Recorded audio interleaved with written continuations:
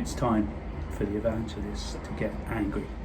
Being careful with money and saving for the future is nothing to do with luck. I'm getting pretty angry. Hello. I often hear the comment that not everyone can charge an EV at home, and if you can, then owning one is great, but if you can't, forget it. Well, I don't agree with that. Hello, my name's Nigel.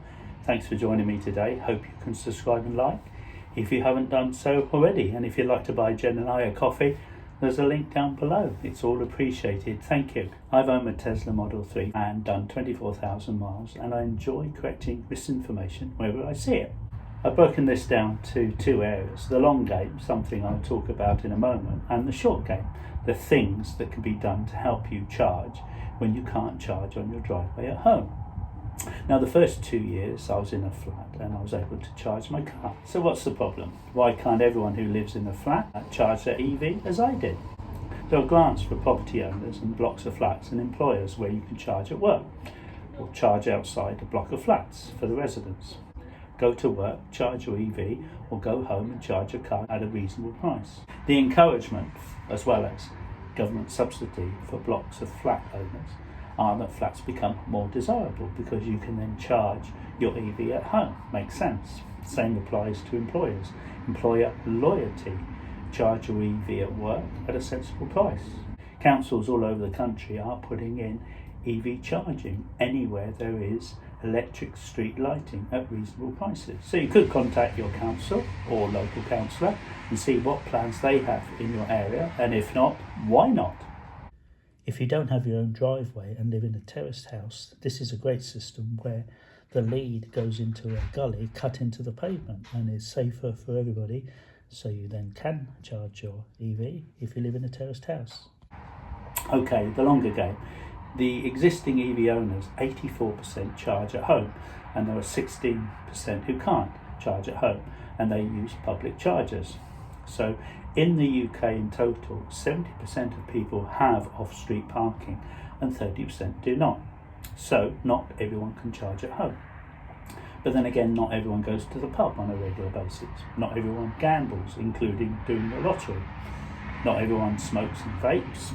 Not everyone clears their credit card each month and is happy to pay 24% interest indefinitely. Not everybody goes on holiday they can't afford on a very expensive credit card. Not everybody had 2 jobs as I had done in the past, and not everybody had rich parents, me included. Not everyone takes a gap year, and not everyone backpacks around the world when they're young or even when they're old. Not everyone goes to university.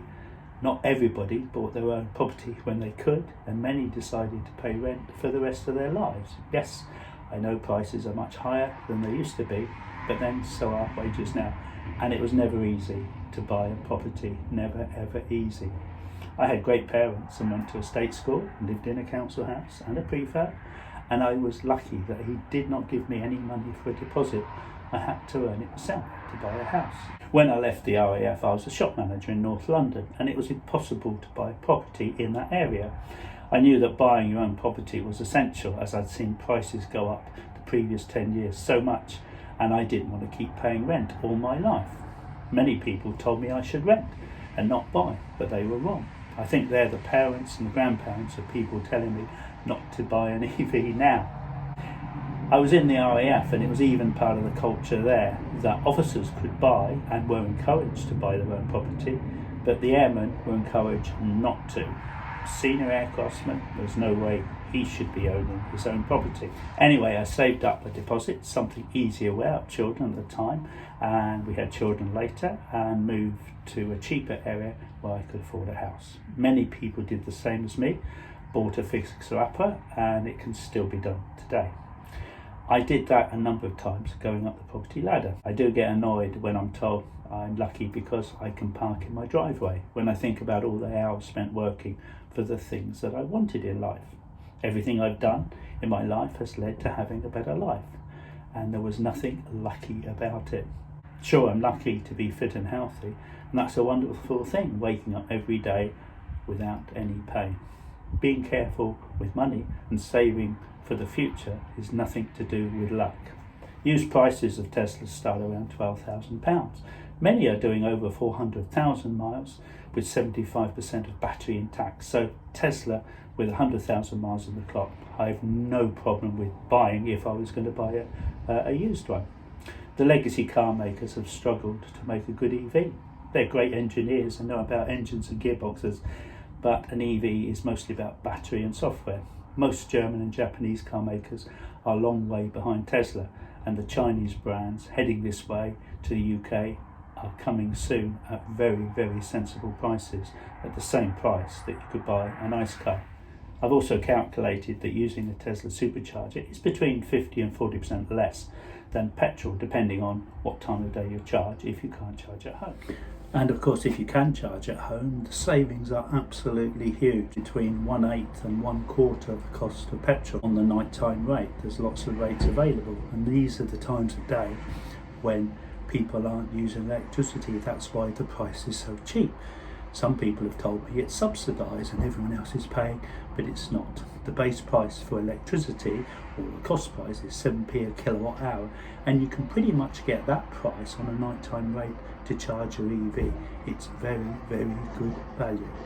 And of course, the other thing that annoys me is being called an evangelist because I like driving an EV. Well, here's the thing, the people that call me that have run out of ideas. They've got no arguments, and that's all they've got is insult, calling somebody an evangelist. So anyway, it's time for the evangelists to get angry, and I'm getting pretty angry. These are terrible. It's funny how many people will drive 5 miles to a supermarket to get 3p off a gallon. So I live 170 miles from the nearest Tesla supercharger, but it's not a problem as I can charge at home.